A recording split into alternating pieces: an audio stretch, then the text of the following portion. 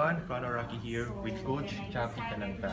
And we had just our workout in Herbalife as we launched their new product, Sport Nutrition. Yes sir, first of all, how long na po kayo naging fitness enthusiast? Or how long na po? I've been working out as matagal na. Mula bata pa lang ako. Pero I became a coach in 2006. So 11 years na. Ano po yung nag-motivate sa inyo to become fitness enthusiast? Actually, daddy ko. Kasi daddy ko is a fitness coach. And my mom is a nutritionist. So it runs in the family. And talagang feeling ko kasi malaking bagay siya sa in overall health ng country. Ng Pilipinas. Yes. Aside from sa workout po, ano po yung mga major sports nyo? And are you also an athlete or triathlete? I was an athlete in college, in high school, actually elementary buong educational life ko. I was a basketball player. Until now, I still play basketball weekly. I also dabbled in ultimate frisbee and I run. Ilang kilometers na po yung narun? Actually, the longest run ko would be 11K lang. I don't really run that much, pero I do it for fitness. Now I'm preparing for a run actually at the end of the month.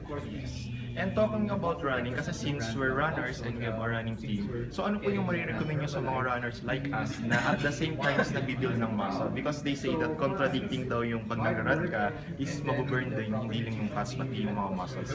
So in your own experience po and advice din as well, ano po yung marirecommend?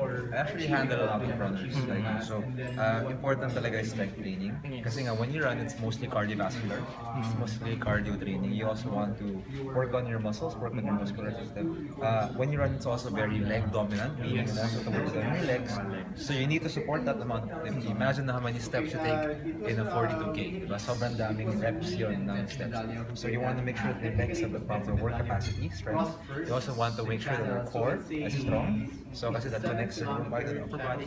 Pag mahina yung core, pwede magkaroon ng lower back injuries, magkaroon ng injuries sa spine. And of course, your arms, they also play into it. Yes. You don't want to be, di ba mayroon pa kung wala pa very important talaga na sa aming entire body when we do these things.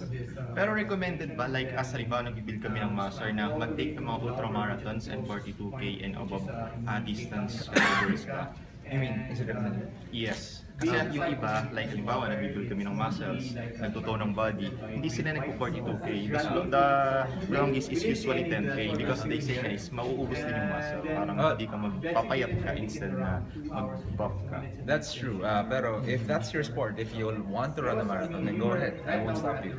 Pero if you want to build muscle, it will be a little more challenging. So my suggestion would be to mix it up. Mix your cardio days with some lifting days para meron tayong balance gains. In terms of diet naman po, ano yung mga foods na masasabi natin na recommend nyo na kainin namin at ano yung mga bawal? Because sa mga diet, may sinasabi na bawal yung rice, bawal yung mga salt, bawal yung sugar. So, in runners like us, and kagaya nyo rin po, ano yung recommend nyo na mga diet? Wala namang bawal, pero everything in moderation. So, if you want to have your cheat meals, go ahead, pero in moderation. If our cheat meal is the majority of the week, then talaga tataba tayo or lalaki tayo. So what we want is lean proteins, a lot of vegetables and fruits. Yung carbohydrates natin should be from smart choices. So wag yung mga simple carbs. Huwag tayo mag-donuts, huwag tayo mag-favorite masyado. Let's actually go lang yun. Fruits and vegetables, they have carbohydrates. Sweet potato, that's also a good form of carbohydrate.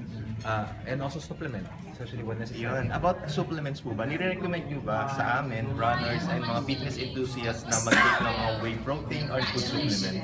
Yes, especially if you have a high activity level. Yes. Kasi nowadays, yung food that's available in the country or yung readily available food that we normally eat kasi yung food which is closer to us, convenient. So if it's convenient, that's usually fast food. That's not very nutritious. So yes, I would say that you supplement at least with a multivitamin or a multivitamin shake. Protein shakes also very good. Also fish oil is one of my favorite supplements as well. How about sa whey po? Whey protein po? Yeah. It usually recommended po ba?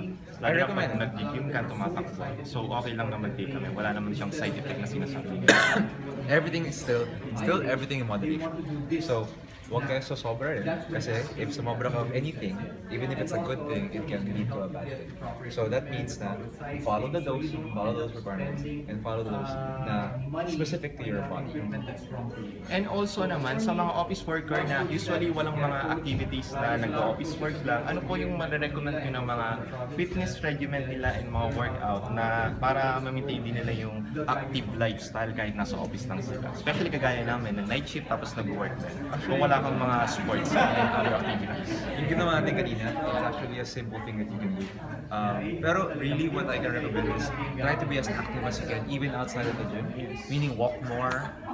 If you find a 5-minute window, do some push-ups, do some squats. It doesn't need to be very complicated. It can be very simple actually. Especially at that level, you want just to do some activity. Hindi man importante kung kano kahaba, kano kahirap. Basta some activity is always better than no activity. Okay. And one last question, sir. Sir, ano po yung fitness regimen na ginagawa nyo to keep you fit and healthy? So what I do, I lift on Mondays, Wednesdays, and Fridays. And I run on Tuesdays and Thursdays. And then I play basketball sometimes on the weekend. Wala po kayong pahinga, buong week talaga yun. I have a rest day kasi sa Sunday. Pero sometimes I do a long run on Sunday. It's part of my job kasi really to exercise it, which is really nice naman talaga. So that's my regimen. I do strength training and I do cardio training and I alternate them. Yes. And yung sa pag-gym po, ilang oras kayo katagal ng gym at nagbubuhat? One And to- may alternate po ba yun na for this day is yung body part na i-build namin? May mga ganun din po ba kayo? I do full body routine, so 1.5 hours. Okay. Ayan, thank you Sir Chappy and Thank you. great to see you po and see you sa mga next coming event. Thank you. Thank you sir.